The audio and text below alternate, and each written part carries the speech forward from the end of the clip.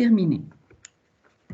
Dans cette méta-analyse, incluant 15 articles, avec un total de 5270 patients atteints de SARS, de MERS ou de SARS-2, il a été démontré que les patients les plus graves semblent avoir eu significativement plus besoin de corticoïdes, aussi bien pour les patients atteints de SARS que de SARS-2.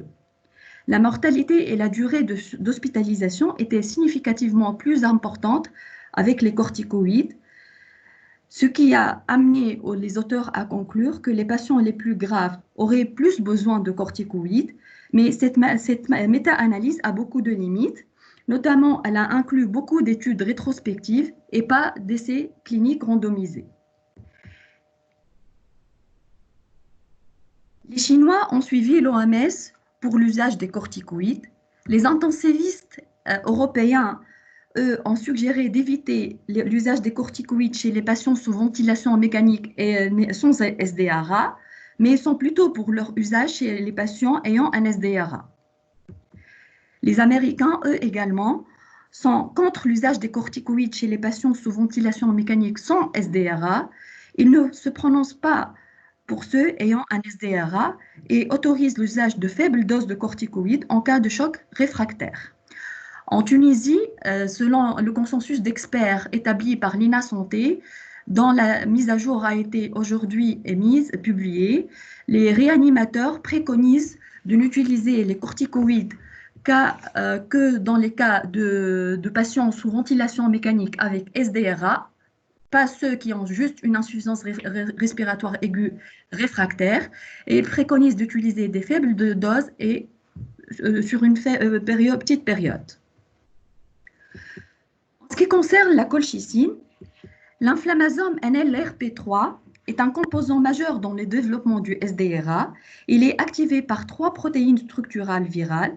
La colchicine aurait un effet inhibiteur sur l'activation de cet inflammasome. À la lumière de ces données, 9 essais cliniques sont en cours pour étudier l'efficacité de la colchicine, mais il n'y a pas d'étude autre que essais cliniques qui a été publiée. L'un des essais cliniques les plus importants est ColCorona, qui inclurait 6000 patients et comparerait la colchicine versus placebo. Étant donné que cette infection est causée par une liaison entre le virus et son récepteur cellulaire, il est logique de songer à utiliser un anticorps monoclonal visant cette liaison, soit en saturant le récepteur ACE2 via une molécule similaire au domaine de liaison se trouvant sur la protéine spike, ou via un anticorps ou un simple fragment de la chaîne d'anticorps. La deuxième alternative, c'est de cibler la protéine spike, le domaine de liaison sur la protéine spike, par le domaine extracellulaire du récepteur. La fusion d'un domaine FC à cette partie extracellulaire permet de prolonger la durée de sa circulation dans un milieu biologique, mais le domaine extracellulaire du récepteur peut ne pas se fixer sur la protéine spike s'il y a eu une mutation du virus. Ces anticorps pourraient être utilisés en curatif, en prévention primaire ou secondaire. De tels anticorps ont été testés avec le SARS, visant différents domaines de la protéine spike, mais également avec le MERS-CoV. Et ceci est d'autant plus intéressant quand on sait que plus que 77% des séquences d'acides aminés de la protéine spike sont similaires entre SARS et SARS-2. Ce qui faciliterait les essais cliniques des anticorps monoclonaux du SARS chez des patients SARS-CoV-2. Mais ça reste une production à grande échelle qui est assez laborieuse, coûteuse et chronophage.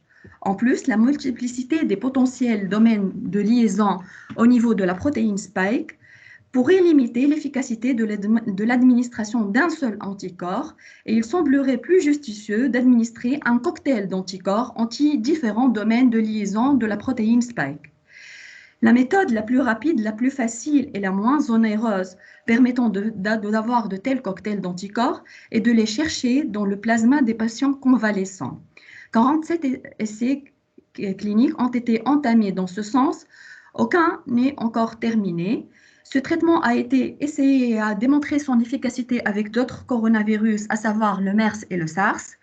Pour le Covid-19, il y a eu deux petites séries non contrôlées réalisées sur des patients graves qui se sont améliorés après une ou deux doses consécutives de plasma, mais le faible effectif, l'absence de randomisation, la prescription d'autres traitements avec le plasma ne permettent pas de statuer quant à son efficacité, surtout que dans les deux études, il a été administré au moins 10 jours après l'admission, alors qu'avec les autres coronavirus, il a été démontré que le plasma est efficace quand il est administré avant J5 du début des signes. Le traitement par le plasma convalescent expose au même risque que la transfusion de plasma avec une faible fréquence des potentielles complications. En ce qui concerne la biothérapie entre guillemets conventionnelle, l'infection COVID-19 entraîne aussi une dysrégulation cytokinique qui pourrait être systémique à l'origine d'un orage cytokinique. On connaît cette terminologie dans le contexte du syndrome d'activation macrophagique ou d'histiocytose hémato-lymphocytaire qui peut être d'origine infectieuse, notamment virale. Ce syndrome est caractérisé par une sécrétion accrue de TNF-gamma qui va engendrer la production de cytokines pro-inflammatoires de façon exagérée, notamment l'interleukine 6, l'interleukine 1 et l'interféron, ce qui va aboutir à un état hyperinflammatoire. En effet, il a été démontré qu'au cours du SARS-CoV, il y a une diminution de la production d'interférons, dont la sécrétion fait partie de la réponse immunitaire immédiate secondaire aux infections virales et il est responsable de l'inhibition de la réponse TH1 et de la stimulation de la réponse TH2. Il y a également au cours du SARS-CoV une augmentation de la sécrétion des cytokines pro-inflammatoires, notamment l'IP10, le MCP1, qui sont toutes les deux incriminées dans l'atteinte pulmonaire. La sécrétion de l'interleukine 6 dont le taux a été corrélé avec la sévérité de la maladie. Également, au cours du SARS-CoV, il y a une augmentation de production du TNF-alpha. Les mêmes constatations ont été retrouvées au cours du SARS-CoV-2, mais également, il a été démontré qu'il y a une corrélation entre la sévérité de la maladie et les concentrations de certaines cytokines, notamment l'interleukine 2, l'interleukine 6, 10, l'IP10, le GCSF, le MCP1 et le MIP1A. Cette dysrégulation cytokinique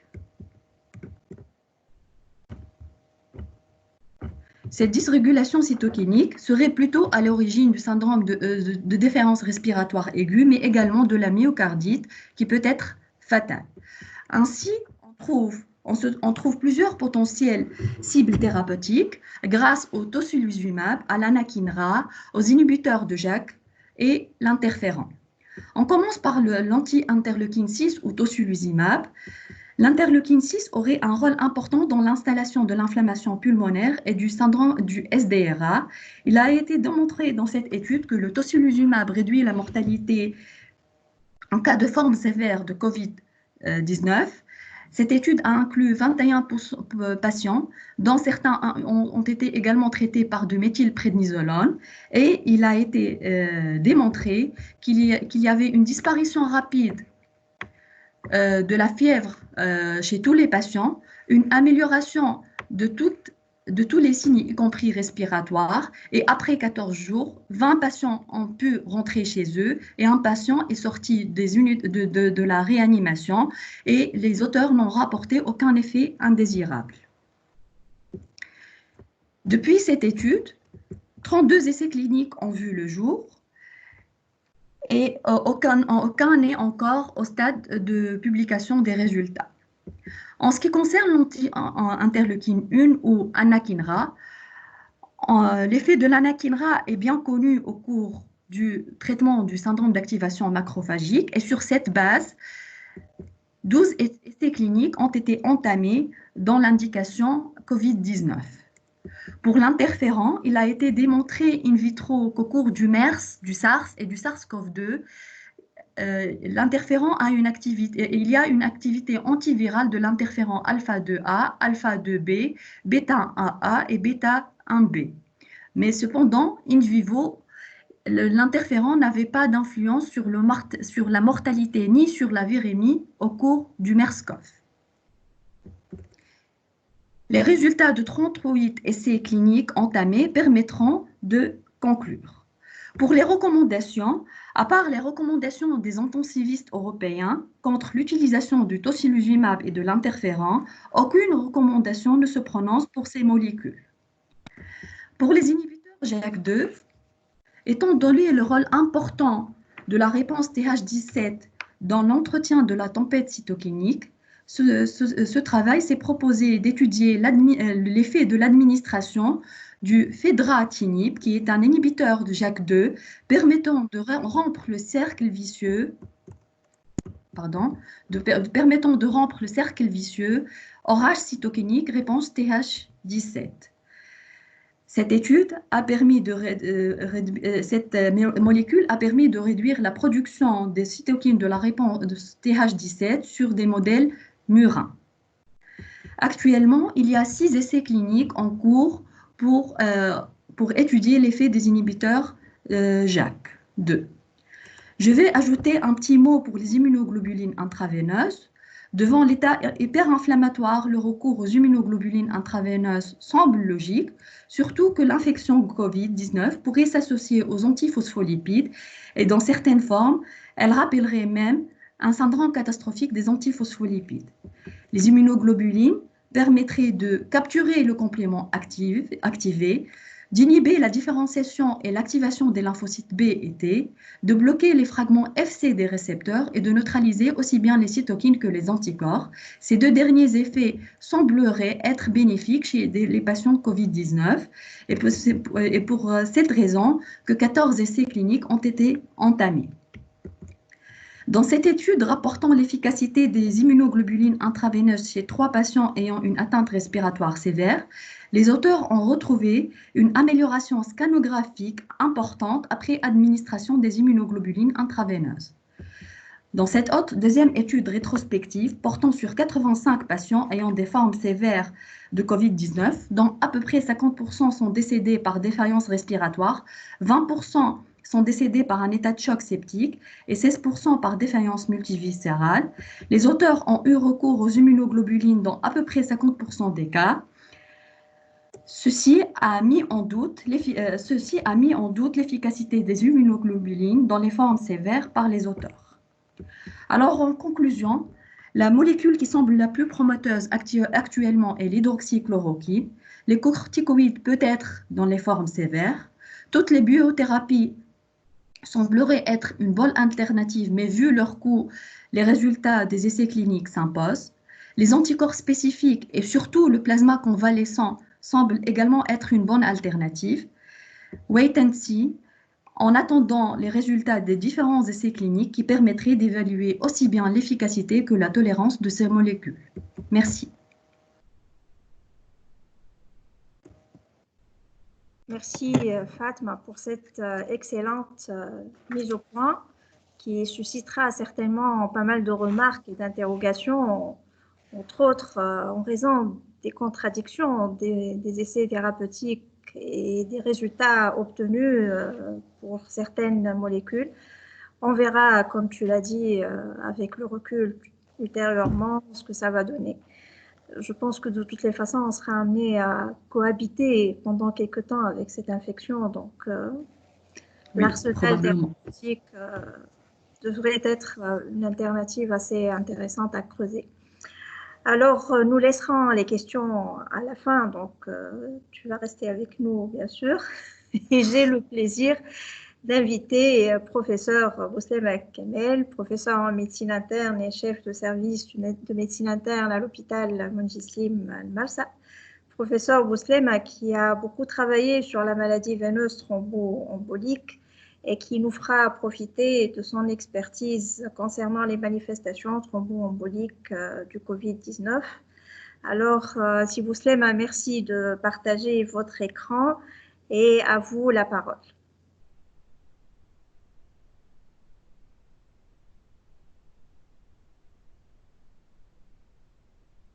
Prière d'activer le son, si musulman.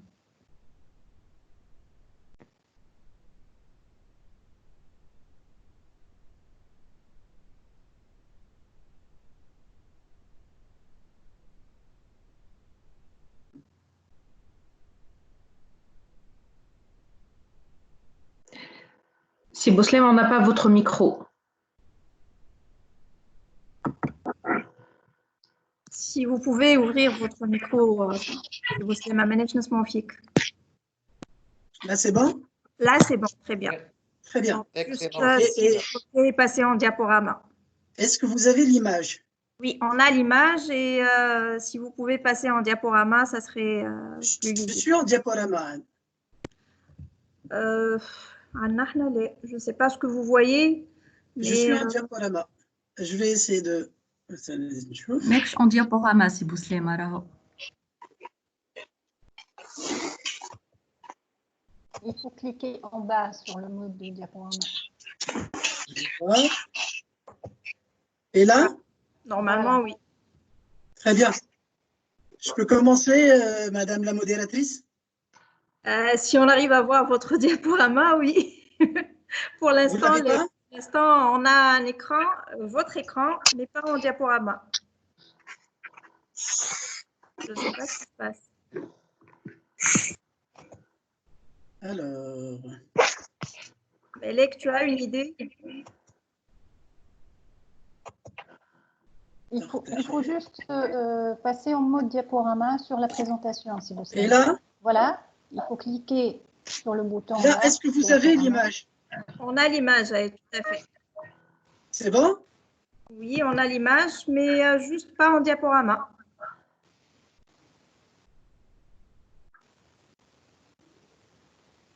L'image a disparu. C'est curieux, mais je vais essayer de faire d'autres tentatives. D'accord. Et là? Non plus? C'est toujours...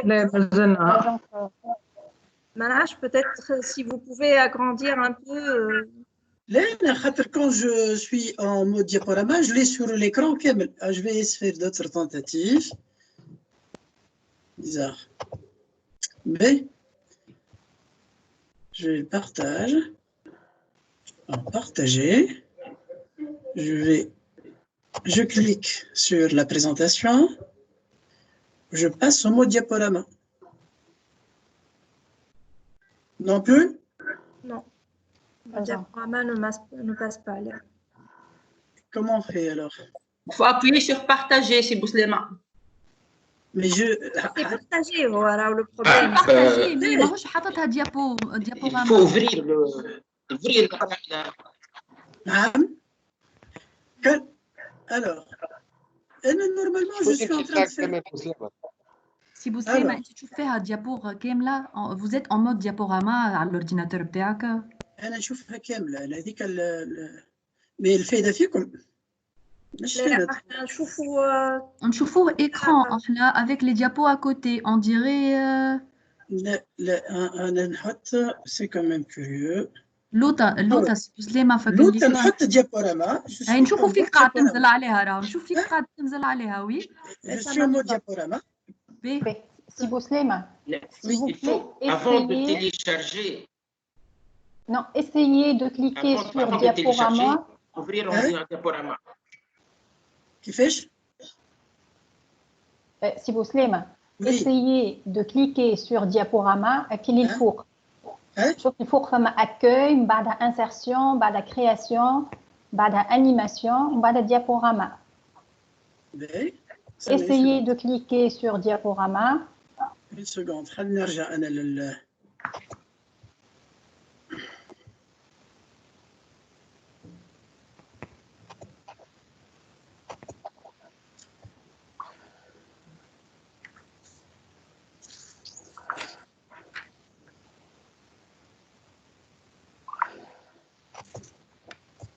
قلت لي تمشي الفوق.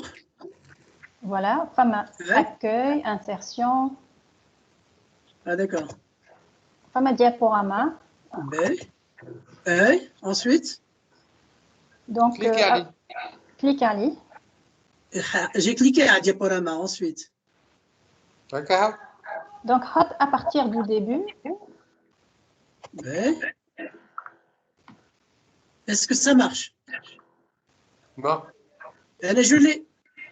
Non. Voilà. Sur tout l'écran. Pas du tout. قدم هكا وكا. لا je peux pas. لا سي بوسليم كان تسكر وتحل ديابوراما ومن بعد تحط بارتاجي. Je vais essayer de quitter. Je vais essayer de quitter. De colcher. Une seconde. Le temps d'aller tout m'assiroter quelque chose. Et c'est les aléas du direct qui m'écoulent. Voilà. S'il y a des questions pour Fatma, par contre, les habis, des questions pour Fatma. Oui, volontiers. Est-ce que je peux? Bien sûr, vas-y. Fatma, tu es là? Oui, je suis là. Docteur Saïd, vraiment, je te félicite changer pour... d'ordinateur. Symphonie, je vais essayer de changer d'ordinateur. Oui, si vous Sléman, on vous attend. Donc, on va profiter pour poser quelques questions à Fatma. S'il vous plaît. Docteur Saïd, je vous félicite beaucoup pour cet excellent exposé. Merci. Et on a beaucoup appris certainement, mais j'ai quelques questions par rapport aux données qui existent aujourd'hui dans la littérature, certes, qui sont nouvelles, mais on a vu que dès le départ, quelques jours après ce qui s'est passé en Chine, on a vu immédiatement qu'il y a eu un emportement par rapport à la place des corticoïdes. Et particulièrement à l'hémisuccinate d'hydrocortisone. Est-ce que vous pensez que le fait qu'on a beaucoup, disons, diabolisé les corticoïdes et l'hémisuccinate d'hydrocortisone dans les formes sévères de Covid sont assez basés sur le plan documentation et études scientifiques? Est-ce que, là, c'était juste sur les données de ce qui s'est passé sur le SARS, Covid? Effectivement, c'est ce qui s'est passé avec le SARS, le MERS et l'influenza. Donc, tellement il y a eu une aggravation sous corticoïdes dans ces infections que, de prime abord, l'OMS a recommandé d'éviter les corticoïdes. Mais par la suite, on commence, même dans la littérature, on sent qu'il y a de plus en plus un marche arrière, disons, sur l'utilisation, sur cette éviction du 100%. Ce n'est plus de 100%. Maintenant, on nuance un peu les choses. Effectivement, on a l'impression que comme s'il y a un petit retour en arrière, justement. Et il y a quelques essais qui sont en cours par rapport à la place des corticoïdes et particulièrement de l'hémisuccinate d'hydrocortisone. Oui, effectivement, mais également de la méthylprédnisolone. Beaucoup d'essais sur la méthylprédnisolone. D'accord, merci. Je vous en prie. Alors Fatma, en attendant, il y a une question de Dr Makram Frigi qui vous demande si vous avez une idée sur les traitements utilisés chez nos patients tunisiens Covid. C'est-à-dire immunosuppresseurs, biothérapie. A priori, qu'est-ce qui a été utilisé comme molécule en Tunisie? Donc, selon le protocole de l'INA Santé et le protocole MURI, il y a l'hydroxychloroquine, la chloroquine, mais ma connaissance, pas d'autres molécules, sauf les corticoïdes qui ont été préconisés par les réanimateurs dans le SDRA, les patients sous ventilation mécanique avec SDRA, en petite dose et sur une courte durée. Mais pas d'autres molécules parmi tout ce que j'ai présenté. Pas de biothérapie, pas de colchicine. D'accord. Ouais. J'ai changé d'ordinateur. Est-ce que ça, c'est un peu mieux? Là, on vous voit, bébé, si vous plaît. Parfait, si vous pouvez y aller. Vous avez la présentation? Oui, c'est bon. On est là en plein écran, tout va bien. Merci pour l'invitation. Merci pour tous les membres. Vous êtes vraiment, vous ne cessez pas de nous étonner. Bienvenue à tous pour ce premier webinaire ramadanesque. Et donc, j'ai beaucoup appris. Et donc, Fatma, elle a fait une très belle présentation. Elle m'a facilité la tâche. Elle a donc présenté cette pathologie extrêmement riche, très, très variée, où on va des simples patients asymptomatiques voir un porteur sain à des états extrêmement graves qui donc nécessitent une hospitalisation donc en soins intensifs. Et puis on a actuellement suffisamment de recul pour dire que ces patients présentent plusieurs complications, mais essentiellement des événements thrombotiques ou thromboemboliques est une des principales causes de mortalité chez ces patients. Et il suffit de voir les séries, là la série hollandaise, sur 184 patients Covid+, l'incidence cumulée d'événements thrombotiques, comme vous pouvez le voir, elle est de 31% pour les Hollandais. Pour les Chinois, elle est de 25%, mais c'est parmi les premières séries. Comme vous pouvez le voir, c'était une courte série. Et puis, pour les Français, là, c'est une étude multicentrique sur 4 hôpitaux français, où vous avez là quand même 43%. Je vais revenir un petit peu sur ce chiffre. Au Royaume-Uni, on a 27%. Donc, si on voit les différents pays, il y a au moins un quart des patients, si ce n'est plus, font un événement thrombotique. Et chose très importante, c'est que la quasi-totalité de ces patients étaient déjà sous thromboprophylaxie. Alors, si je reviens sur ce chiffre de 43%, c'est parmi les rares études qui ont utilisé l'angioscan, qui ne se sont pas contentés du scanner sans injection de produits de contraste. Et d'ailleurs, actuellement, on a tendance à recommander l'angioscan pour ne pas passer à côté de ces microthrombis.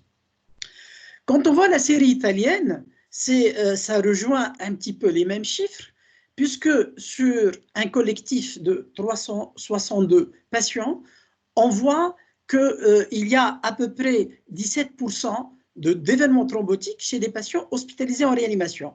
Quand on compare les patients qui sont hospitalisés dans des services de médecine générale, ça passe à 6%.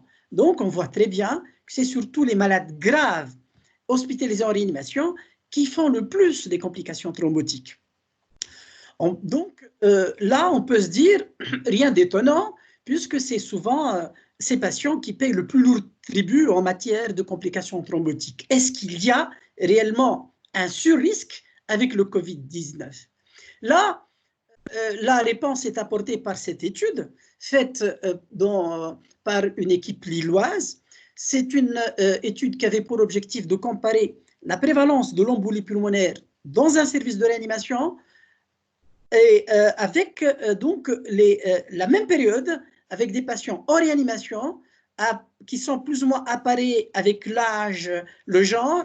Et là, la réponse est sans appel. On voit que la prévalence de l'embolie pulmonaire au cours du Covid-19, elle est de 20,6%, alors qu'au cours de la même période, elle n'est que de 6,1% chez les patients hospitalisés pour d'autres causes. Et si on la compare avec une pathologie qui a le même tropisme respiratoire tel que la grippe, elle n'est que de 7,5%. Donc, il y a un surrisque avec le Covid et c'est indéniable.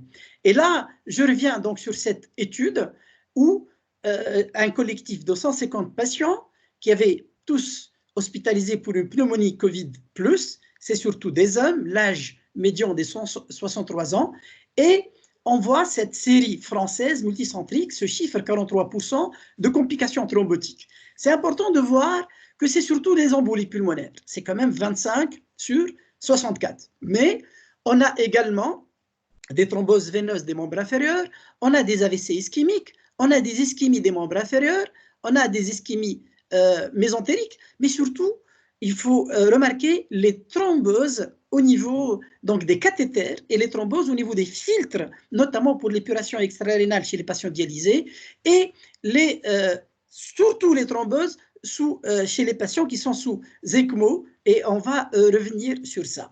Mais, élément très important, c'est que chez ces patients qui sont hospitalisés en réanimation, dans un tableau de détresse respiratoire, si on les compare avec des patients hospitalisés en réanimation avec syndrome de détresse respiratoire aiguë, vous voyez très bien sur cette plaque, avec un P très significatif, inférieur à 0,01, qu'ils font moins d'embolie pulmonaire et d'événements thrombotiques que leurs homologues Covid+.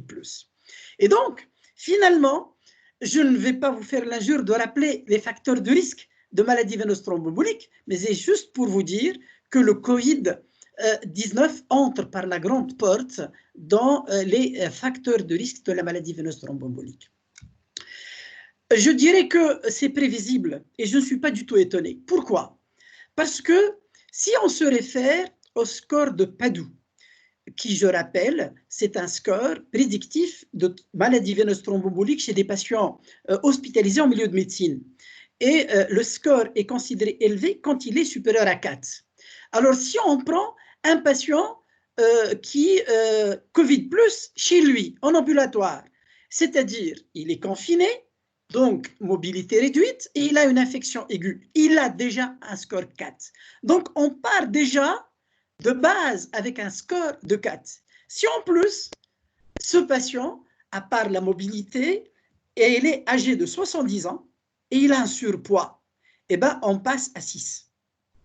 Et puis, si, et là, j'ouvre une parenthèse, si ce score de Padoue va être appliqué ou sera appliqué au Covid-19, je propose quand même de reconsidérer le point, parce que là, c'est un score téléchargeable. Vous n'avez qu'à cocher la case correspondante. Un point pour le surpoids, c'est très, très peu au cours de l'infection Covid-19, parce qu'on sait actuellement que le surpoids est un facteur prédictif de gravité. C'est une comorbidité qui fait quand même la gravité, entre autres, de la pathologie parmi les autres comorbidités. Et je vais revenir sur cet aspect qui est extrêmement important à considérer.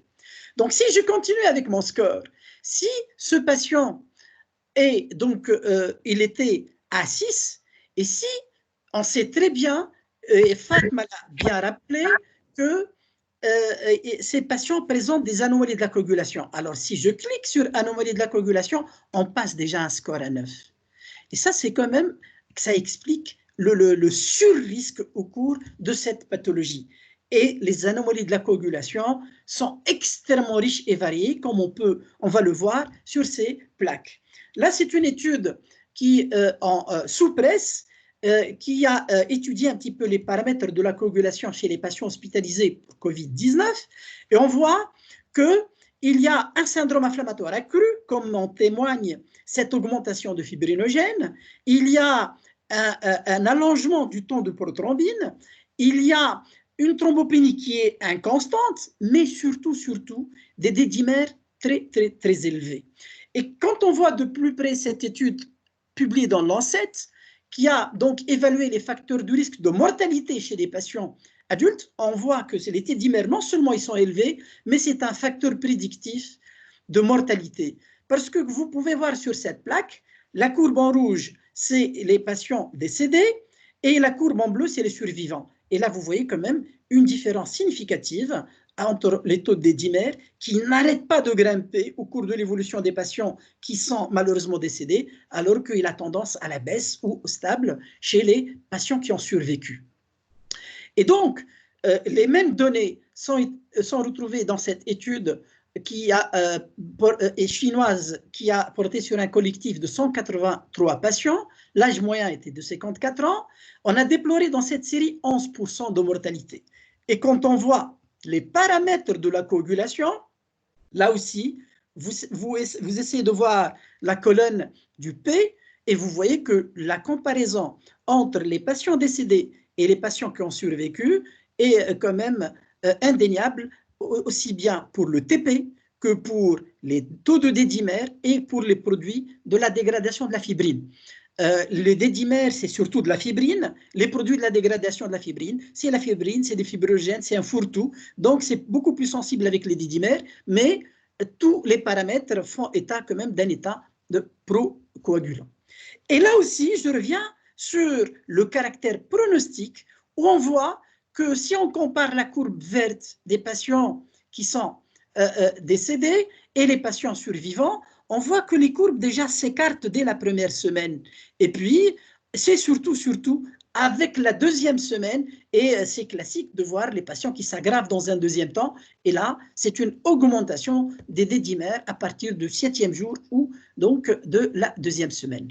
Je reviens sur cette série italienne qui montrent exactement les mêmes données, aussi bien en termes de taux qu'en termes de cinétique, et ça c'est extrêmement important.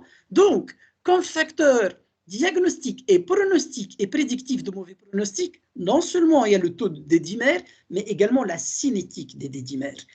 L'étude multicentrique française trouve la même chose, mais avec en plus une augmentation du facteur 8. Et puis, dans la plupart des séries, on n'a pas beaucoup de stigmates de coagulopathie ou de CVD. En revanche, dans cette étude, c'est important de signaler qu'ils ont retrouvé 88% de lupus anticoagulant. Et le bilan et la recherche des anticorps antiphospholipides n'a pas été systématique dans les autres séries, puisqu'il s'agissait surtout des études rétrospectives. Là, ce sont des études prospectives. Donc, finalement, en dehors de ce qu'on vient de dire, il y a également ce que Fatma et Monia a cité, un petit peu l'existence d'anticorps antiphospholipides, voire même un syndrome catastrophique des antiphospholipides. Et là, vous avez cette courte série sur 3 patients et âgés respectivement de 69, 65 et 70 ans, 2 hommes. Il est important de signaler que aucun de ces patients n'avait des antécédents de thrombose. Et puis, ils sont tous des patients graves. Et là, on voit que ces patients avaient présenté des AVC ischémiques dans des territoires extrêmement riches et variés. Ils ont présenté également des ischémies des membres supérieurs et des ischémies distales. Et quand on voit le bilan, on retrouve les anomalies du TP, on retrouve les dédimères, on retrouve les stigmates d'un syndrome inflammatoire accru, l'augmentation de fibrinogène, la CRP, et pour un patient, une hyperféritinémie, mais on retrouve également un taux très élevé des anticorps anticardiolipines et des anticorps anti-bêta-2-GP1. Et donc, je résume un peu les mécanismes qu'on vient de voir. Certes, il y a des stigmates de coagulopathie, des sécrétions de substances procoagulantes, des présences d'anticardiolipines, mais il n'y a pas que ça. Il n'y a pas que ça. C'est une maladie qui n'a pas délivré tous ses secrets. Le virus SARS-CoV-2, il possède un tropisme vasculaire. Il attaque les cellules endothéliales, comme vous pouvez le voir sur cette plaque. Et d'ailleurs, on a retrouvé le virus en microscopie électronique et au sein de la paroi de la cellule pariétale. Il se fixe grâce aux cellules, grâce à la protéine Spike, et je remercie Fatma de faciliter la tâche puisqu'elle a rappelé un petit peu cette protéine qui est le déterminant immunologique majeur du virus. Et les récepteurs cellulaires sont les récepteurs de l'angiotensine 2. Et ces récepteurs sont surexprimés chez les hypertendus, ce qui explique pourquoi les hypertendus font partie également des comorbidités, donc avec connotation péjorative et qui font des formes graves au cours de cette infection. Et puis là, qu'est-ce qui se passe? Il se passe donc des dommages au niveau de l'endothélium, donc une endothélite avec des microthrombies. Et donc, comme vous l'avez si bien rappelé, ça se comporte comme une vascularite systémique. D'ailleurs, il y a beaucoup d'observations qui font état d'acrosyndrome vasculaire, qui peuvent aller de simples engelures à des nécroses et des gangrènes, à des gangrènes. Et puis, ces alertes de plus en plus récentes sur des phénomènes, des syndromes inflammatoires qui qualifient chez des enfants de pseudo-Kawasaki. Et puis, évidemment, cette atteinte multiviscérale qui peut intéresser le cerveau, le foie, les reins, le tube digestif, mais surtout les reins, les poumons. Et on doit toute cette compréhension des mécanismes surtout aux séries nécropsiques. Et là, vous avez une étude où c'est une autopsie de 4 patients afro-américains décédés de Covid-19. Ils avaient tous des comorbidités, une hypertension, un diabète et un surpoids. C'est à la Nouvelle-Orléans. Et là, on voit qu'au niveau du cœur, il y avait cette dilatation du ventricule droit, cet épaississement du symptôme interventriculaire, et on voit les poumons qui sont œdémaciés, congestionnés, et ce que vous voyez un petit peu en fluorescent, c'est des zones d'hémorragie témoignant un petit peu de microthrombie, et ce que vous voyez avec la flèche, c'est un petit peu les microthrombie. Et quand on fait l'histologie, on trouve des microthrombie. Et là, c'est une série nécropsique américaine. La même autre série nécropsique italienne a montré un petit peu ces microtrombies qui, avec une inflammation, une infiltration par des monocytes, par des lymphocytes, aussi bien autour des vaisseaux que en dehors des vaisseaux. Et puis, vous voyez très bien, en contralatéral, tout ce que vous voyez en flèche avec des cercles lents, ce sont un petit peu les microtrombies qui passent, qui sont un petit peu au niveau du parenchyme pulmonaire. Et une troisième étude nécropsique qui montre sans équivoque, ce sont des biopsies post-mortem réalisées au CHU de Lille sur 6 patients Covid positifs qui montrent ces dommages endothéliaux avec une vacuolisation cytoplasmique des cellules endothéliales. Et donc, ce sont plus des microtrombies que des gros emboles chloriques qu'on peut voir classiquement chez des patients hospitalisés en réanimation tout venant. Et d'ailleurs, ce n'est pas étonnant, puisque les radiologues l'ont déjà constaté, et actuellement, on n'insiste jamais sur l'intérêt du scanner au cours de cette pathologie. Il peut même avoir beaucoup plus sensible des fois que la PCR, qui, outre l'aspect évocateur sans être tout à fait spécifique d'image en verre dépoli, il va montrer un petit peu ces microthrombeuses qui ont la particularité d'être très périphériques et on ne trouve pas les caillots classiques ou provenant d'une atteinte distale ou notamment d'une thrombose veineuse des membres inférieurs. Et dans ce service, quand ils sont faits des échodoppléaires systématiques, qui ne sont pas forcément indiqués, ils n'ont pas trouvé un taux de phlébite supérieur à la normale. Et donc, ça, c'est une notion extrêmement importante. L'autre message, c'est que actuellement, il y a un changement de paradigme et là, la tendance, c'est de faire des angioscans, quelques scans sans injection, puisque sinon, on passe à côté de plusieurs cas de micro-emboles. Et c'est pour ça que dans les premières séries, la fréquence n'est pas aussi élevée que dans les séries où l'angioscan était systématique. Et donc, vous voyez très bien que les mécanismes sont extrêmement multiples et très, très intriqués. Et là, on a rapporté très peu de complications hémorragiques. Et au vu de ce qu'on vient de dire, une anticoagulation est incontournable et est nécessaire. Maintenant, ce n'est pas moi qui le dis. Là, c'est une étude très bien faite qui a montré que les patients qui ont reçu un traitement anticoagulant, même à titre préventif, on déplore moins de mortalité que les patients qui n'ont pas été anticoagulés. Vous voyez très bien sur cette plaque où vous avez les deux colonnes, les patients sous héparine et les patients qui n'étaient pas sous héparine. Et vous voyez la différence. La différence déjà dans le score SIC. Le score SIC, c'est un score de gravité qui est le reflet de la coagulopathie liée au sepsis.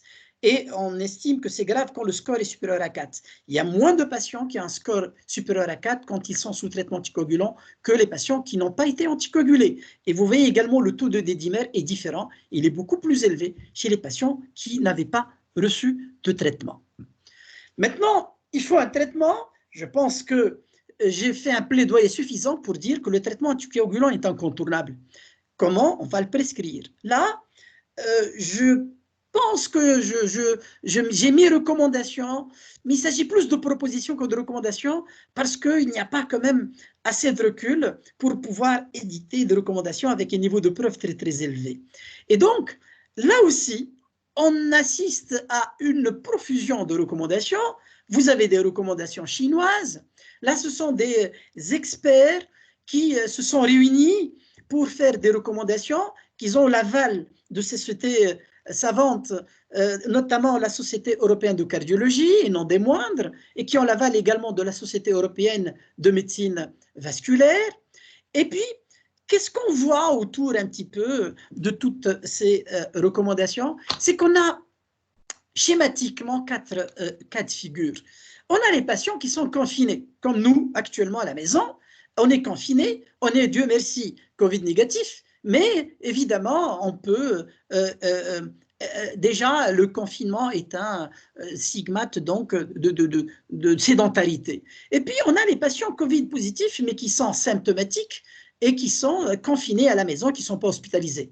Là, toutes les recommandations s'accordent pour dire que dans ces deux catégories, il faut quand même lutter contre l'immobilité, la marche, les mesures de contention au besoin avec MIBA classe 2, et puis l'évaluation de risque des facteurs de risque de thrombose.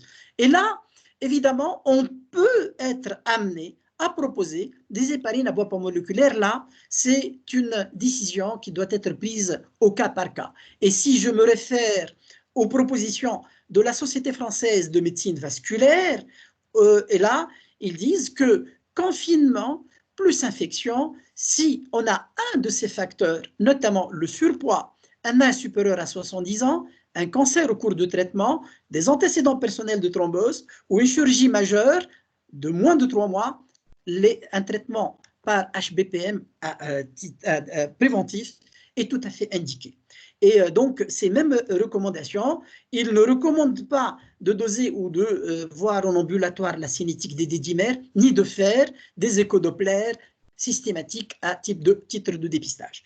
Donc ça, c'est ces deux cas de figure. Et puis, il y a deux autres cas de figure, ce sont des patients graves hospitalisés. Ils sont soit hospitalisés dans des services de médecine, soit des patients gravissimes hospitalisés en réanimation. Là, évidemment, j'ai choisi les recommandations qui sont très, très bien faites du groupe français d'études sur l'hémostase et la thrombose, avec un autre groupe donc, qui s'intéresse également à l'hémostase. Et là, j'ai trouvé qu'ils ont fait des propositions très didactiques, très claires, simples à lire, et ils partent du principe que les complications thrombotiques reposent sur un rationnel physiopathologique étayé qu'on a rappelé dans la première partie. Et donc, la réflexion inclut d'abord d'évaluer le niveau de risque thrombotique en fonction des caractéristiques intrinsèques des patients et en même temps d'évaluer la sévérité de la maladie aussi bien sur des critères cliniques et sur des critères biologiques tels qu'on les a vus, notamment le fibrinogène, les dédimères, le TP. Et puis, l'autre temps de réflexion, c'est sur l'intensité du traitement nécessaire. Est-ce que c'est un traitement préventif, et même dans le traitement préventif, il y a le préventif tout court et il y a le préventif renforcé. Ou est-ce que c'est un traitement anticoagulant à dose curative? Et donc, c'est très bien rappelé dans ce tableau. Ne vous inquiétez pas, je vais le décomposer pour vous, parce qu'il a l'air d'être assez compliqué. Mais là, la première étape, c'était une lecture horizontale où ils se sont intéressés à un des facteurs de risque principal, c'est la sévérité de la maladie. Et un des déterminants pour en juger de la sévérité, c'est le besoin en oxygène. Là, vous voyez, pas d'oxygène, oxygénothérapie nasale ou alors oxygénothérapie nasale à haut débit, ou ventilation artificielle, notamment en milieu de réa. Ça, c'est une lecture horizontale. Et puis, il y a les lectures verticales où vous avez le surpoids. C'est pour ça que je me suis un petit peu attardé sur l'IMC et je me suis dit, même dans le score de Padoue, il faut attribuer plus qu'un point en termes de notation parce qu'il est déterminant dans la décision du traitement. Et ce n'est pas étonnant puisque les patients en surpoids, et notamment les obèses, et en particulier l'obésité morbide, outre la sédentarité, ils ont une mécanique ventilatoire, des échanges alvéolo-capillaires et une mobilité diaphragmatique qui sont des mécanismes qui sont déficients, mais surtout, un état pro-inflammatoire, avec, comme l'a si bien rappelé Fatma, les cytokines pro-inflammatoires TNF-alpha et interleukine 6 produites par la graisse viscérale, un taux élevé. Un taux élevé, et là, évidemment, il participe un petit peu à ce que a été très bien décrit, cet orage donc cytokinique et qui explique pourquoi le surpoids est une comorbidité qui est donc un facteur de gravité. Et donc, il y a eu donc cette première lecture horizontale, verticale. Ensuite, évidemment, après le surpoids, on s'intéresse aux facteurs de risque thromboembolique, notamment le cancer actif et les antécédents personnels de thrombose. Je continue à décomposer le tableau et l'autre étape, et là, c'est une particularité du Covid, et c'est important, c'est des thromboses itératives sur cathéter, sur filtre, qui commencent dès les premières heures et qui incitent un petit peu les réanimateurs à changer tous les jours. Et puis, évidemment, c'est corrélé au syndrome inflammatoire. Quand il y a un fibrinogène très élevé ou des dimères très élevés, l'implication thérapeutique est différente. Ça, c'est un autre niveau de lecture. Et puis l'ECMO. L'ECMO, c'est une oxygénation extracorporelle sur oxygénateur à membrane. Comme vous pouvez le voir, il y a plein de canules, il y a plein de filtres, et c'est une circulation extracorporelle. Et donc, comme il y a un état procoagulant, eh ben, on est obligé de les changer quasi quotidiennement parce qu'il y a une augmentation accrue qui va compromettre même le fonctionnement de cet oxygénateur. Et puis, on continue de décomposer le tableau. Il y a le traitement anticoagulant au long cours. Si le patient est déjà sous traitement, soit antivitamine K, soit nouveau anticoagulant, les propositions des sociétés savantes, c'est d'arrêter et de switcher vers les HBPM ou un traitement par voie donc parentérale, parce que la plupart des études, dans cette étude, si vous pouvez donc constater que les antivitamines K et le nouveau anticoagulant ont des interactions avec les antiviraux et qui sont préconisés chez des patients qui sont souvent polymédiqués. Et c'est pour ça que actuellement, on conseille plutôt le traitement anticoagulant héparénique, sans oublier le bénéfice qui est prouvé de l'action anti-inflammatoire du traitement héparénique, notamment les HNF. Mais bien sûr, quand je dis anti-inflammatoire, ça n'a pas la connotation péjorative des anti-inflammatoires non stéroïdiens qui sont proscrits au cours de cette pathologie. Je continue à la lecture, et donc finalement, on se retrouve avec 4 niveaux de risque. Un niveau de risque qui ne figure pas sur ce tableau puisqu'il s'agit de patients ambulatoires. C'est les patients qui sont confinés chez eux, comme actuellement.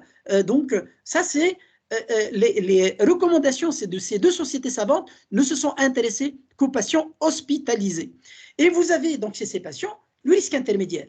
Le risque intermédiaire, c'est ce que vous voyez en jaune. C'est un surpoids. Et là, évidemment, un surpoids avec besoin ou non d'oxygène en nasal, on leur propose un traitement HBPM à dose prophylactique standard ou donc du Fondaparinux. Et puis, quand il y a un IMC supérieur à 30, c'est pour ça que j'ai insisté beaucoup sur le poids, mais sans autre facteur de risque, là, il propose une thromboprophylaxie majorée. Et vous voyez que les doses ne sont pas les mêmes. Et donc, il propose de renforcer la posologie sans pour autant proposer une posologie curative. Là, par exemple, pour l'Enoxa, c'est donc soit 6000 unités toutes les 12 heures si le poids est supérieur à 120 kg. Et là, c'est ce que vous voyez en bleu. Et puis, vous avez le risque très élevé. Là, le risque très élevé, évidemment, c'est les situations qu'on a vues, notamment les filtres et les thromboses de filtres, les situations biologiques d'hypercoagulabilité avec des dédimères très élevés, quoiqu'il n'est pas toujours aisé d'avoir un seuil pour les dédimères, mais c'est un seuil beaucoup plus que nous le voudrait une thrombose classique. Et là, ils ont mis la barre à plus de 3 microgrammes par millilitre et 8 grammes pour le fibrinogène.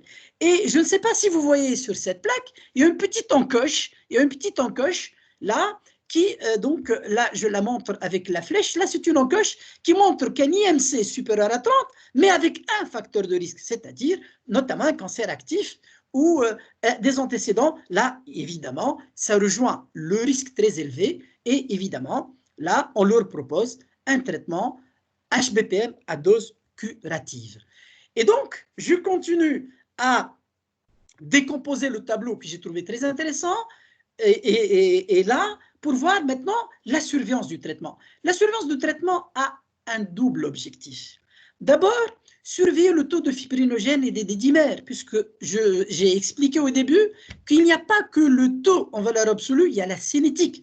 Donc, si on va assister à une augmentation croissante, on va reconsidérer notre attitude et changer de traitement. Soit renforcer le traitement anticoagulant, donner donc une dose prophylactique dite renforcée, soit carrément donner une posologie à dose curative.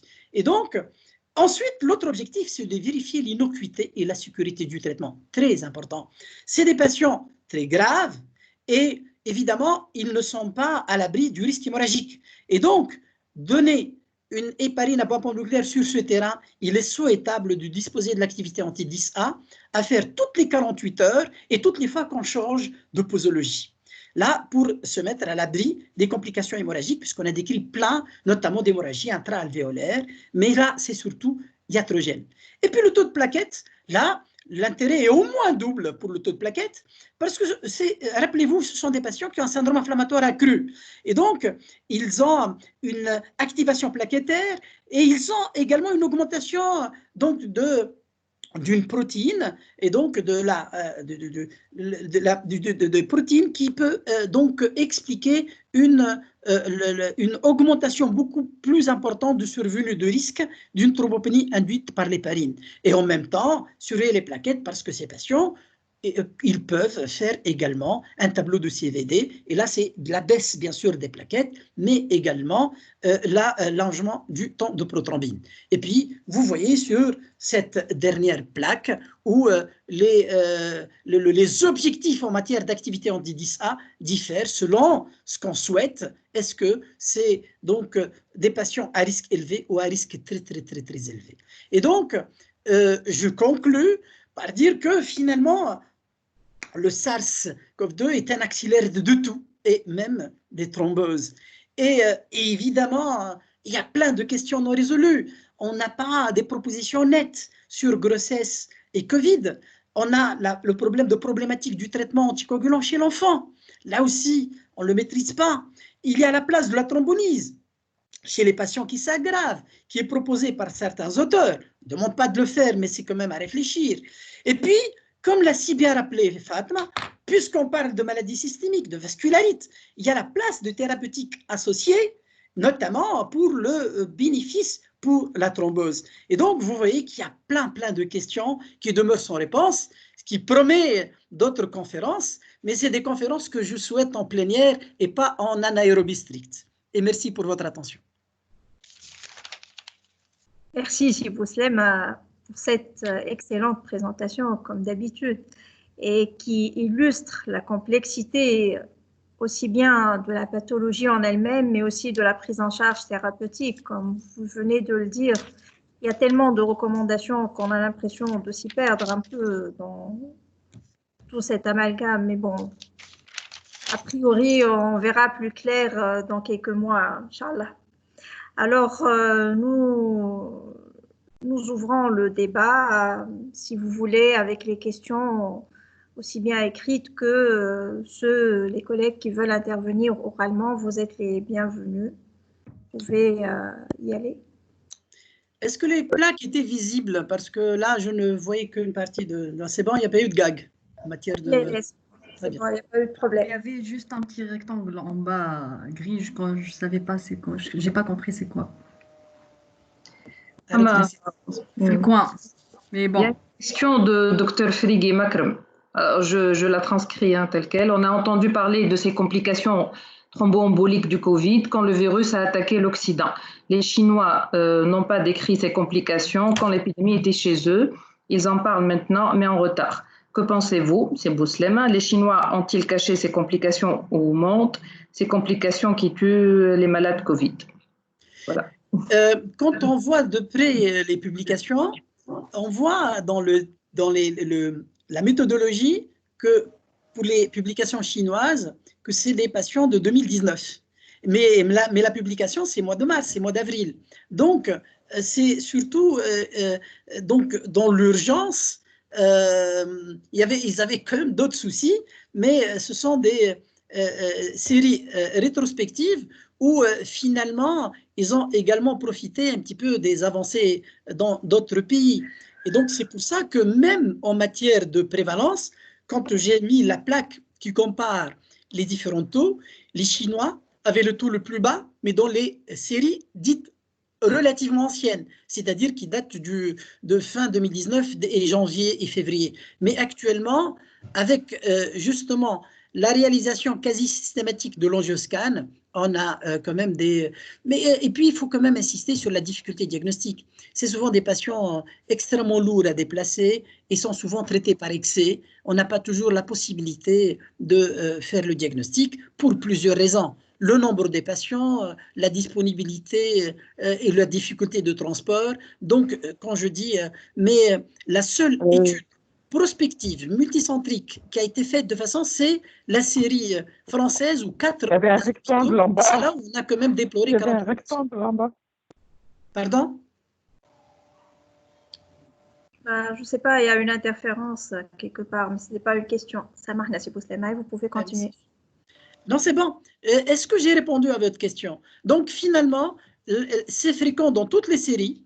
La fréquence est sous-estimée dans les premières séries, mais il est indéniable pour toutes les raisons physiopathologiques qu'on vient de rappeler. Ce n'est pas du tout étonnant d'avoir quand même des complications thrombotiques très élevées.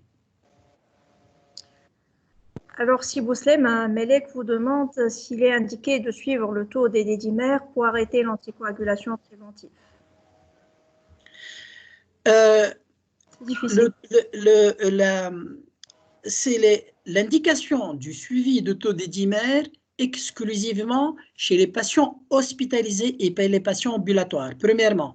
Et chez les patients hospitalisés et qui ont des signes de gravité, notamment tributaires, notamment d'une oxygénothérapie.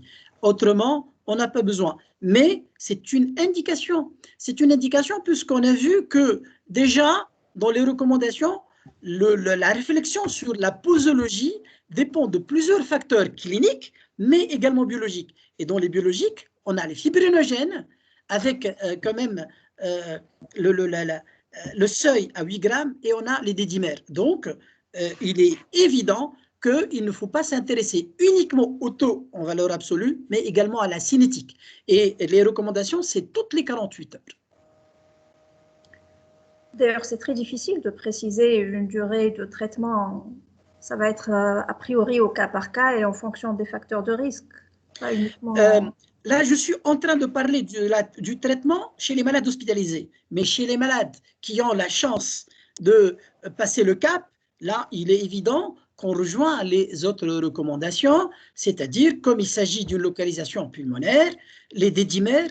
Le dédimère, dans ce cas-là, ne doit pas être à lui seul un facteur qui va décider d'arrêter ou non le traitement. On n'arrête pas le traitement de toutes les façons, puisque le traitement, on va le poursuivre pendant 6 mois, puis on va arrêter, puisque c'est une embolie pulmonaire contextuelle due à une infection, à un sepsis. Donc, il est tout à fait normal que ce n'est pas un traitement à durée indéterminée, sauf évidemment s'il y a d'autres facteurs prédictifs de récidive et qu'on a d'autres facteurs de risque. Mais premier épisode contextuel dans les suites d'une infection, certes, la localisation nous incite à donner 6 mois au maximum, puis on arrête, ça c'est clair, quel que soit le taux des dimères.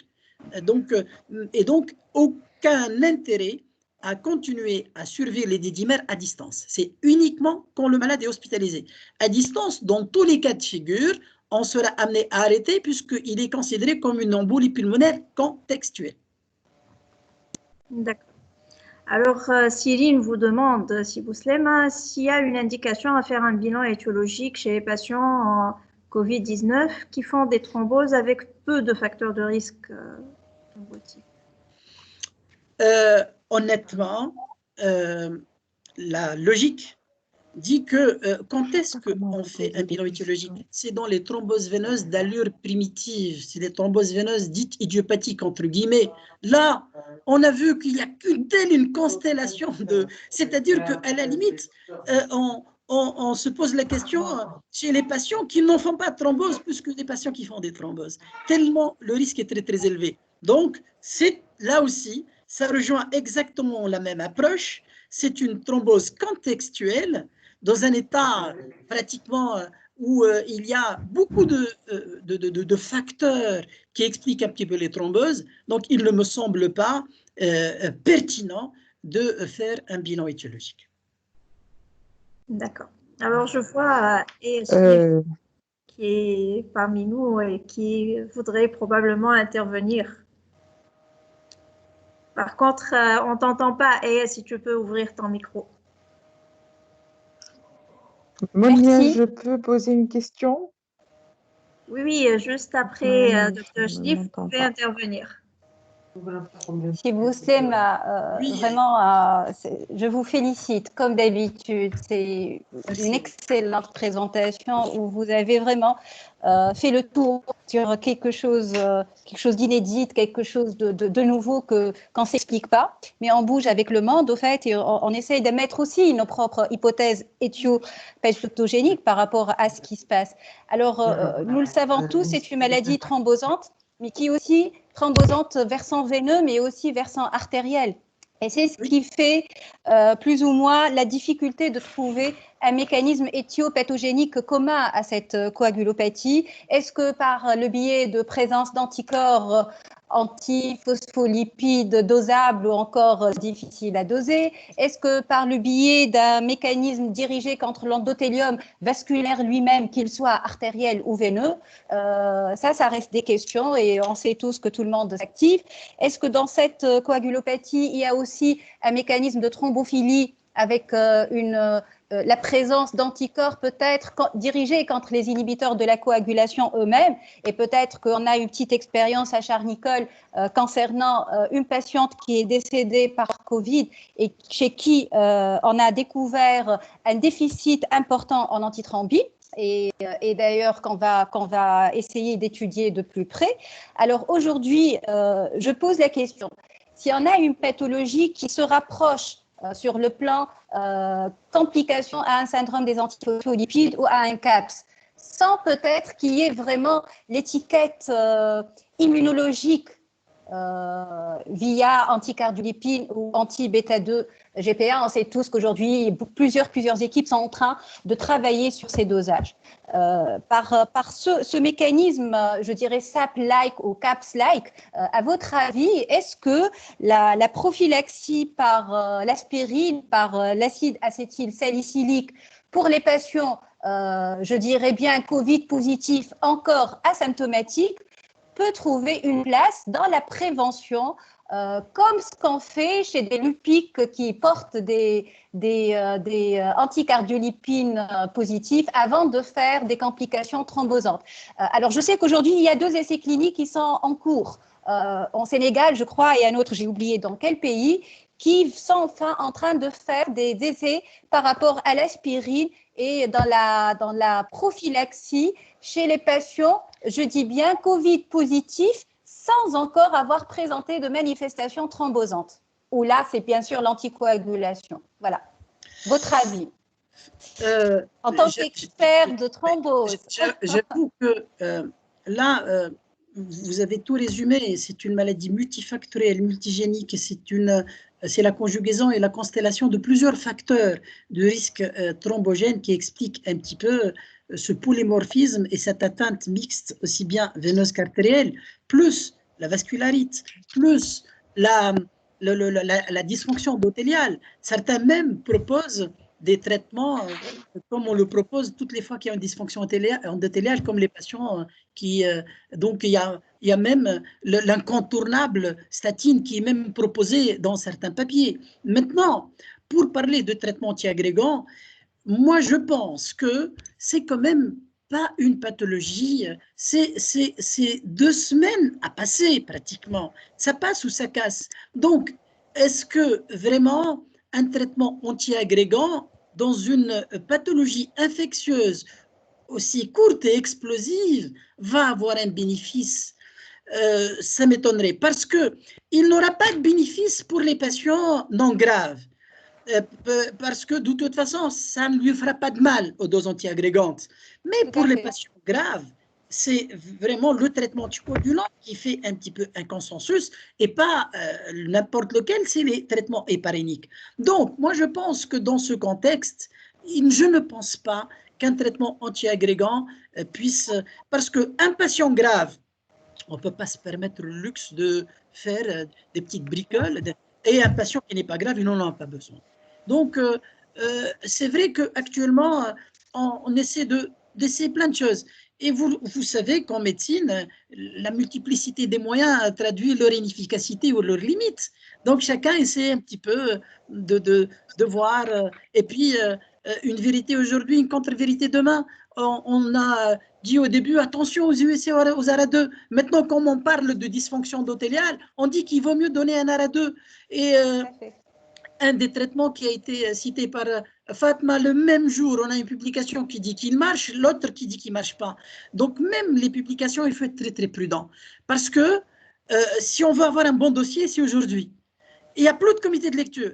C'est-à-dire que l'urgence, c'est qu'on accepte tout. Et même dans des revues prestigieuses. Et c'est pour ça qu'il faut être quand même assez sélectif. Et Fatma a retenu la leçon. Elle nous a fait que des références qui, quand même, béton. Si vous voulez, pour rester dans le même sujet, en fait, j'ai une question de Taïsir qui vous demande s'il y a eu de mettre de l'aspirine chez les patients APL positifs après arrêt d'anticoagulant. Là, c'est quand même, je rejoins toujours, est-ce que c'est, la question est quand même un peu difficile, est-ce que c'est un patient qui avait peut-être un syndrome des antiphospholipides qui s'est exprimé à l'occasion de facteurs de risque surajoutés et auquel cas il faut le maintenir. Mais de toutes les façons, moi je pense, si on estime que, moi je pense que c'est contextuel, c'est le recul qui nous le dira. Et donc, le recul est très important. Hein, un des examens complémentaires qu'il ne faut jamais oublier, c'est l'évolution dans le temps. Mais si j'essaie de suivre la logique de Taïsir, je suis désolé, si vous estimez qu'il a fait plusieurs thromboses au cours du syndrome des antiphospholipides, c'est une indication, un traitement antivitamine K à durée indéterminée et pas l'aspirine. Et donc là, on va se dire, parce que c'est quand même un syndrome des antiphospholipides qui s'est exprimé par des thromboses mixtes veineuses ou artérielles. Mais donc, mais je pense que la question c'était plutôt pour ceux qui avaient des anticorps positifs. Ah, uniquement des anticorps. Voilà, pas forcément des manifestations. Parmi les étiologies et le catalogue de présence d'anticardiolipines et d'antiphospholipides, il y a les infections et le sepsis, sans pour autant que ça soit une imputabilité dans la survenue de thrombose. Moi, je pense, je ne sais pas ce que tu en penses, c'est quand même pas une indication à mettre le traitement. Surtout que l'aspirine, avant la banaliser, et maintenant, sans le diaboliser, on a vu que, par exemple, en prévention primaire, on ne donne plus de l'aspirine chez les patients à risque cardiovasculaire parce qu'on a vu que le risque est supérieur au bénéfice. Donc, il ne faut jamais sous-estimer le risque hémorragique. Donc, c'est un bénéfice hypothétique, potentiel, sur un état transitoire, mais surveiller le taux et de voir s'il va s'estomper parce qu'on est à distance de l'épisode aigu, évidemment, mais si le taux persiste élevé, c'est un malade à surveiller, parce qu'on ne va pas traiter un chiffre biologique, on va traiter quand même un état. Et là, je pense que les inconvénients sont supérieurs aux bénéfices à maintenir un traitement anti-agrégant. Je peux avoir une... je pense. Ah bon? Ça, oui. C'est ça, oui, c'est ça. Alors, moi, j'aurais par contre, si Kemel, bravo pour les deux, Fatma et Kemel, pour les belles présentations. J'aurais une question à Fatma à propos justement des effets secondaires de l'hydroxychloroquine, en particulier cardiaque. Et pour beaucoup, finalement, ce sont les malades qui ont, parce que nous qui utilisons le plaquenil assez couramment, nous voyons honnêtement assez rarement de problèmes cardiaques chez nos malades. Est-ce que la myocardite liée au Covid serait une contre-indication absolue justement à la mise en place du traitement par hydroxychloroquine chez ce genre de malade? Ma question est celle-là. Oui, dans les études, les patients ayant une atteinte myocardique ont été exclus du recrutement en fait. Mais on ne peut pas savoir si l'hydroxychloroquine agit ou pas, justement parce que ces patients n'ont pas été inclus. Mais ce qui est préconisé, c'est d'éviter ce médicament chez ces patients parce qu'on ne sait pas ce qui va se passer. On ne sait pas si l'hydroxychloroquine va pouvoir d'améliorer la myocardite ou va l'aggraver au contraire. Donc là, on ne sait pas vraiment parce que même les études n'ont pas inclus ces patients. D'accord, merci. Une question aussi, Kemel. Siemel, pour la durée du traitement anticoagulant, donc après guérison, hein, pour les malades qui ont été donc Covid+, et qui ont été traités et qui ont guéri, et qui n'auraient pas ces facteurs de risque, c'est-à-dire qui n'ont pas fait d'accident thromboembolique dans les antécédents, la durée serait de combien? Pour certaines recommandations, je pense, certains préconisent de les prolonger 4 mois. Est-ce que c'est juste ou pas? Moi, je pense que… après guérison, c'est-à-dire que c'est un malade qu'on a pu sauver. Moi, je vais essayer d'extrapoler, parce que ce que je viens de présenter, c'est surtout la gestion des patients pendant la phase aiguë. Maintenant, à distance, et évidemment, à distance, là, on reste classique. On reste classique. S'il a fait une thrombose distale, je ne vais pas donner plus que 3 mois. S'il a fait une thrombose proximale ou une embolie pulmonaire, je vais donner 6 mois. Et de toutes les façons, à partir du moment où j'insiste sur le caractère contextuel, quand c'est contextuel, la durée ne doit en aucun cas excéder 6 mois. Je n'ai pas de raison, sauf si ce patient a fait des thromboses et ce n'est pas le premier épisode. Il a des antécédents. Là, c'est quand même des thromboses récidivantes. Il a récidivé à la faveur d'un cofacteur infectieux. Là, se rejoint les thromboses récidivantes. Et là, évidemment, c'est le score prédictif de récidive où, évidemment, il y a un score élevé. S'il est de genre masculin de surcroît, là, évidemment, c'est un traitement à durée indéterminée. Parce que la problématique du traitement, en fait, moi, je la simplifie en une phrase. C'est 3 mois, 6 mois ou à vie. Pour bannir le terme à vie, je préfère dire à durée indéterminée. C'est comme un bail qui se renouvelle et donc à chaque fois, si le score hémorragique sera amené à dépasser le score thrombotique, j'arrête. Donc, c'est un patient qui a fait une thrombose. S'il a fait sur cathéter, s'il a fait sur… là, il est évident, à partir du moment où je vais procéder à l'ablation de tout ce matériel, je n'ai pas besoin de prolonger plus que 6 semaines. S'il a fait une thrombose veineuse profonde des membres inférieurs, mais distale, pas plus que 3 mois. Et puis, au maximum, c'est 6 mois parce que c'est contextuel, sauf évidemment s'il a des antécédents de thrombose. Merci. Merci. Est-ce qu'il y a d'autres questions? Il y a une question de Makram Frigui aussi. Donc, dans le contexte d'endémie Covid, un test PCR serait-il systématique devant tout événement thromboembolique en l'absence de cause favorisant la thrombose et en l'absence d'autres signes Covid? Je peux répondre très rapidement. La réponse est non.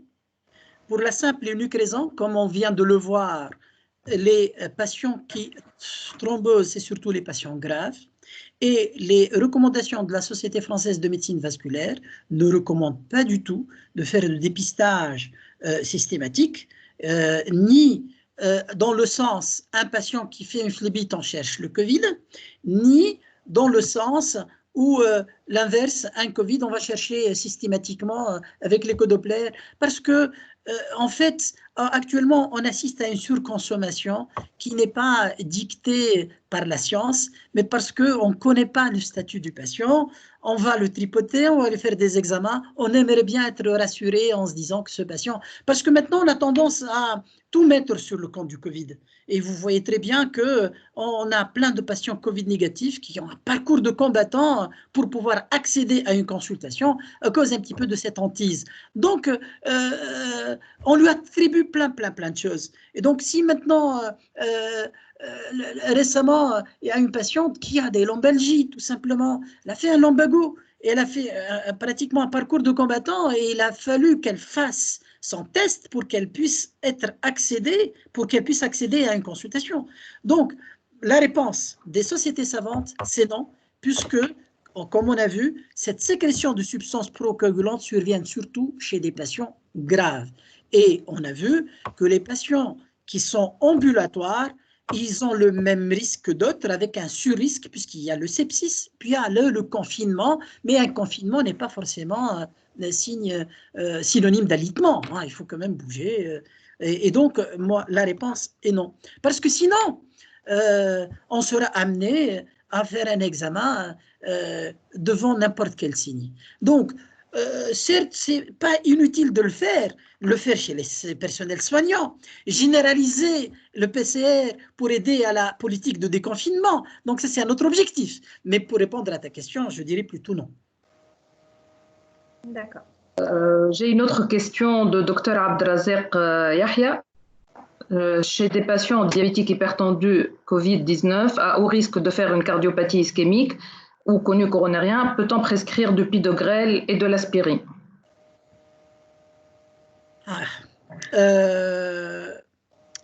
Prescrire, oui. Si ils sont évidemment, là aussi, il a quand même 98% ou 95% de chance de faire une forme qui n'est pas forcément grave. En revanche, arrêter le bénéfice d'un traitement antiagrégant chez un patient à haut risque cardiovasculaire ou d'un traitement par clopidogrel, là, ça peut être gravissime. En revanche, s'il sera malheureusement amené à être hospitalisé pour des formes graves, là, les recommandations le disent, il faut arrêter ces thérapeutiques par voie orale parce que finalement, les enjeux sont complètement différents et là, ils relèvent plutôt de la réanimation pour passer le cap. Et là, évidemment, ça va être un traitement anticoagulant à dose curative et si on va maintenir le clopidogrel ou le traitement antiagrégant, le risque hémorragique sera accru, sans oublier tous les phénomènes d'interaction qu'il y a avec les autres thérapeutiques, notamment les antiviraux. Docteur Agili Feida, tu veux poser une question? Oui, s'il te plaît, Monia. Tfadal. Bonsoir tout le monde, bravo Fatma Sibouslema. J'ai une question peut-être à Fatma, mais aussi à Sibouslema, à tous les internistes en fait. En fait, ma question, on avait beaucoup d'études actuellement sur le plaquenil au mode préventif, avec une dose hebdomadaire. C'est 400 mg par semaine, surtout tous les gens exposés. On est un professionnel de santé. Qu'en pensez-vous en fait de cette attitude, de ce dosage et de cette stratégie thérapeutique? Fatma, tu veux répondre, Fatma? Ensuite, Oui. La plupart des études, en fait, parlent d'une dose de 400 mg par jour pendant 10 jours. Personnellement, je n'ai pas trouvé de papier qui parle d'une dose hebdomadaire. Mais je pense pas, en mode préventif, même en mode préventif, c'était les Cefidra et c'était pendant 10 jours également. Bon, je pense pas, je sais pas, mais je pense que c'est pas aussi efficace que ça. Oui. Moi, je pense que le plaquenil, c'est quand même un feuilleton interminable. Déjà, et on n'a pas la preuve qu'il est efficace en curatif, encore moins en préventif. Et donc, et puis, il a été largement médiatisé, comme l'a si bien rappelé Fatma, à cause de Raoult, et qui est aidé également par Trump. Mais honnêtement, actuellement, on a plus d'études de non-efficacité que d'efficacité. Ça, il faut le dire. Mais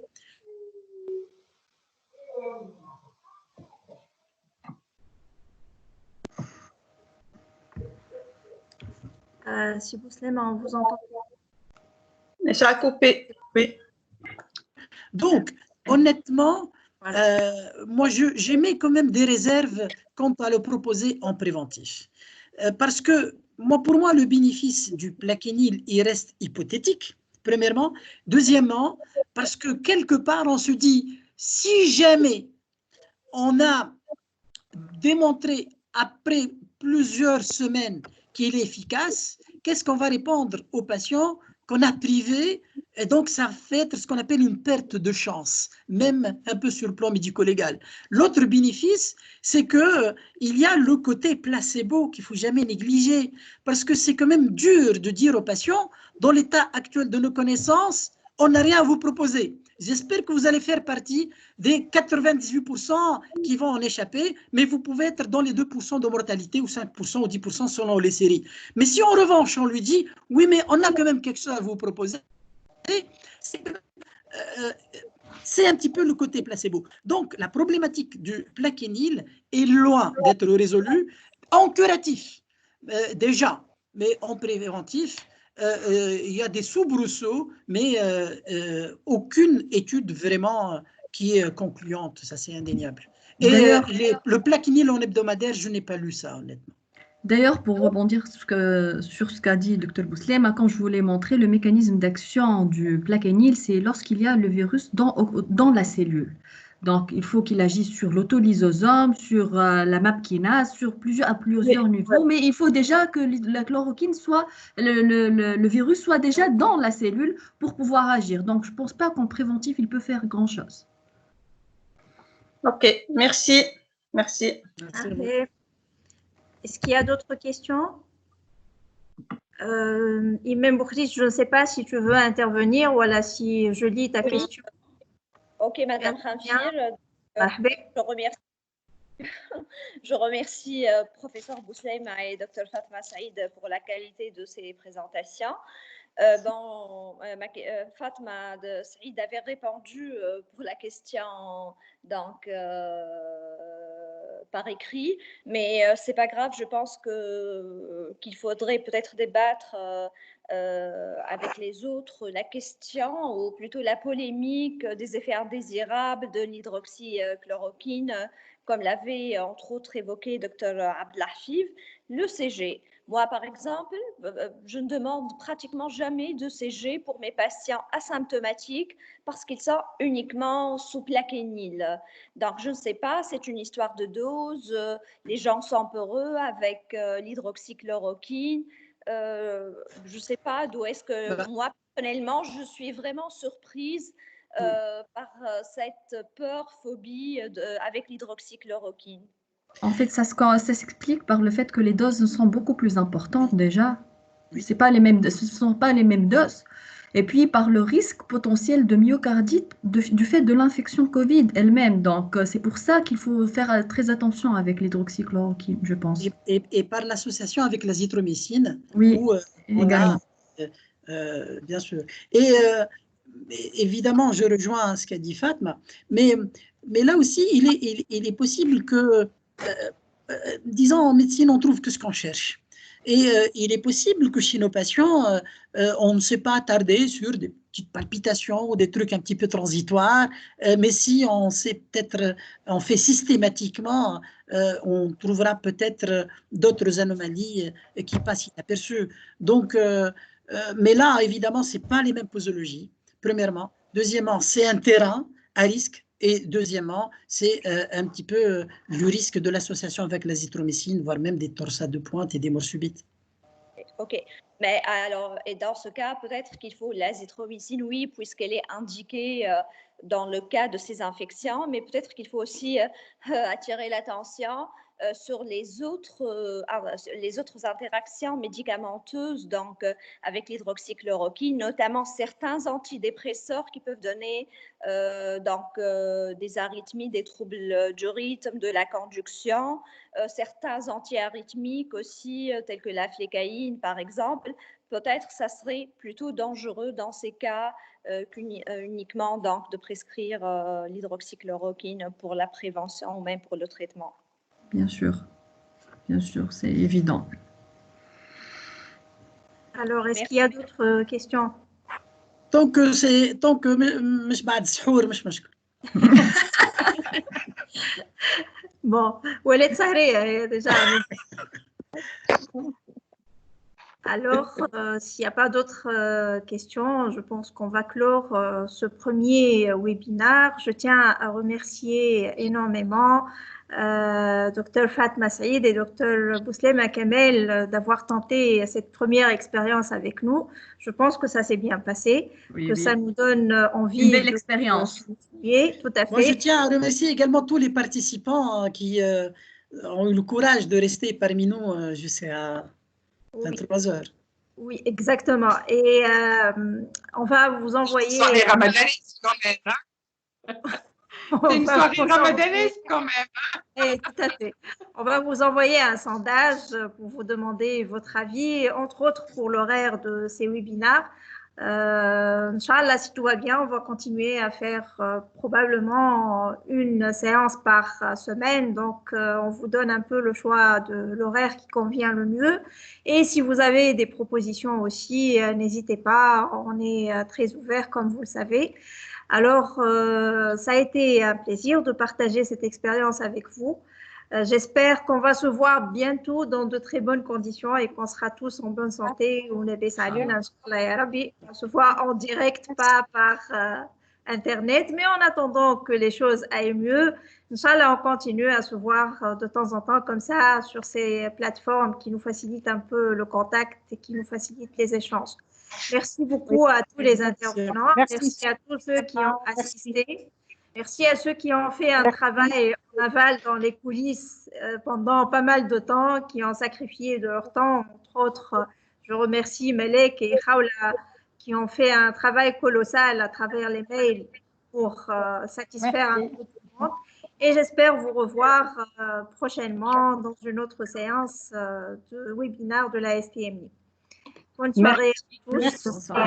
Juste un dernier truc, n'oubliez pas de raccrocher. Merci. Bientôt. Merci Monia. Merci à tout le monde. Merci. Merci beaucoup. Bonne nuit. Tout le monde. Merci. Bonne nuit. على خير.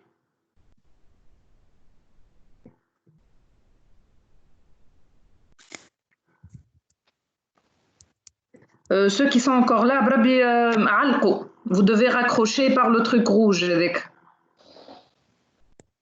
Attendez.